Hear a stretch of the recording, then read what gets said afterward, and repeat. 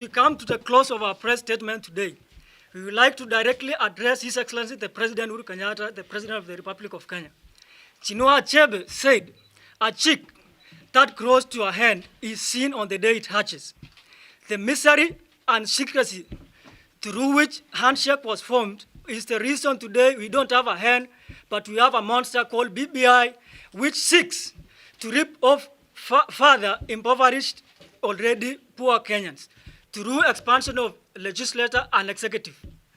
The expansion of the increase of 180 members of parliament will couple around 3 billion annually.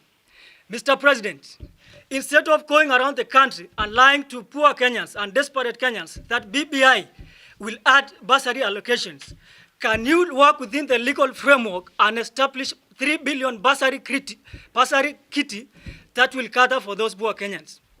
Mr. President, there can never be constitutionalism without a respect to the rule of law. You cannot pursue changes to the constitution while you are overseeing the return of detention without trial.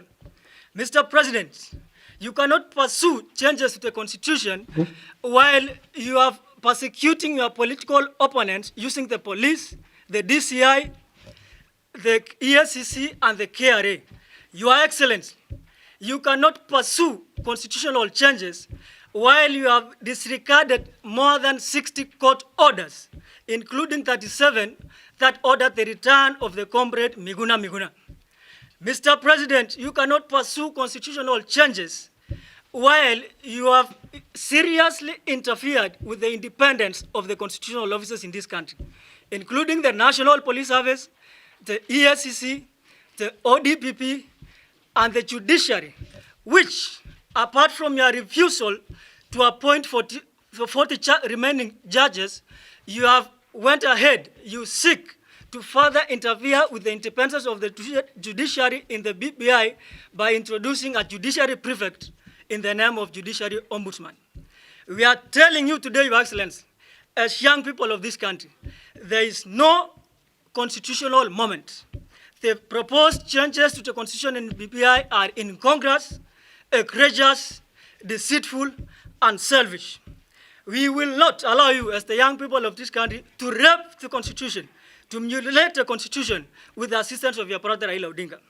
Your Excellency, on March 9, 2018, you told this country with your brother Raila Odinga that you cannot be leaders under whose watch the country degenerated into a failed state. Mr. President, we are telling you today, as the young people of this country, we cannot be patriots under whose watch the country was led into a wrong political directions. As young people in this country, we are standing up for the country and standing up for ourselves. We are cognizant and we are aware of the enticements we have used in the BBI, like for the young people, like the 4-year help moratorium, the 7-year tax holiday, the National Youth Commission, in an attempt to bait young people to support the BBI nonsense. We are telling you today, Your Excellency, we welcome the enticements, we welcome the 4-year moratorium, we welcome the 7-year tax holiday, but we cannot fall for your deceitful attempt to disturb and usurp the current constitutional order, which was fought through blood of the many people of this country. We have good news for you, Your Excellency. Instead, you don't need 14 billion Kenya shillings referendum to implement the 4-year loan reprieve for the education loans of this country. You don't need to spend 14 billion, Your Excellency, to give the young people of this country who are very desperate the 7-year tax holiday. Instead, Your Excellency, we are recommending to you here today that instead of expand that 14 billion, can you appropriate the 14 billion to Youth Enterprise Development Fund to facilitate young people to register businesses, and so that they enjoy the envisaged 7-year tax holiday.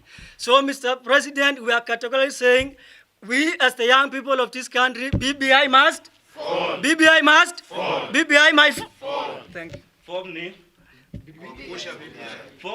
Kuangusha BBI. Thank you so much.